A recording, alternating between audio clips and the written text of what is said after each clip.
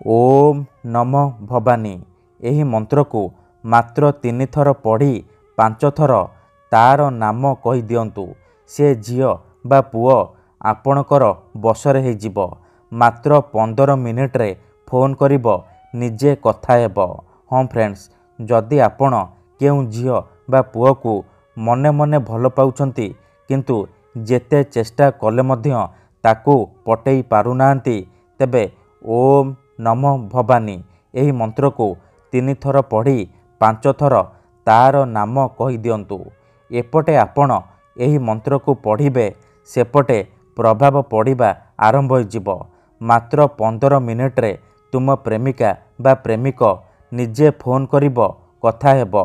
नमस्कार फ्रेंड्स, ओडिया फंडा चैनल को आपण मानकु स्वागत। एही वशीकरण केउ भी पुओ बा झियो अति सहजरे करि परिबे। निज प्रेम को पाइबा पई, निज प्रेम को हासिल करिबा पई एही मंत्र को पाठ करि परिबे।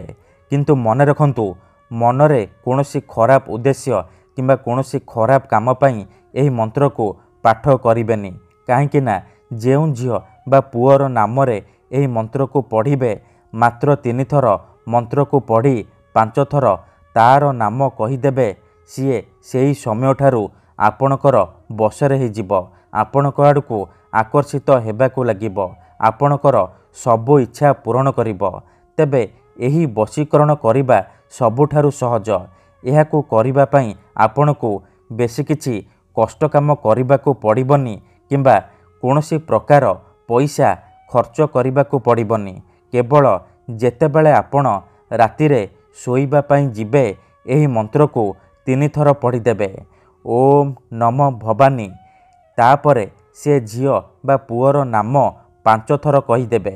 तेबे एहाकू करिबा पई किछि प्रयोग विधि अछि, मु आपनकू शिखेइबी। जानिबा पई मोर आपण मानकू अनुरोध कि आपण भिडियोटी को मूलरू शेष पर्यंत देखिबे। ता पूर्वरु मोर आपण मानकू अनुरोध कि जदि आपण आम चैनल को नुआ आसीचंती तेबे दयाकरी चैनल को सब्सक्राइब करी पाखरे थिबा बेल आइकन को मध्य दबाई दियंतु, जहाद्वारा आमे जेउ भी वीडियो अपलोड करिबु सर्वप्रथमे आपण देखिपारिबे आउ तार लाभ पाई परिबे। तेबे एही वशीकरण विधि को आपण केउ भी बाररे करि परिबे, किंतु जेबे भी करिबे रातिरे सोइबा पूर्वरु करिबे। विधिटी करिबा पूर्वरु भल भाबरे हाथ गोड़ धोईकी सफा वस्त्र पिंधिकी एही वशीकरण आरंभ करिबे। ठीक अछि, जेतेबेले आपण रातिरे सोइबा पई जिबे भल भाबरे हाथ गोड़ धोईकी पूर्व दिग को मुह करिकी बसी पड़िबे।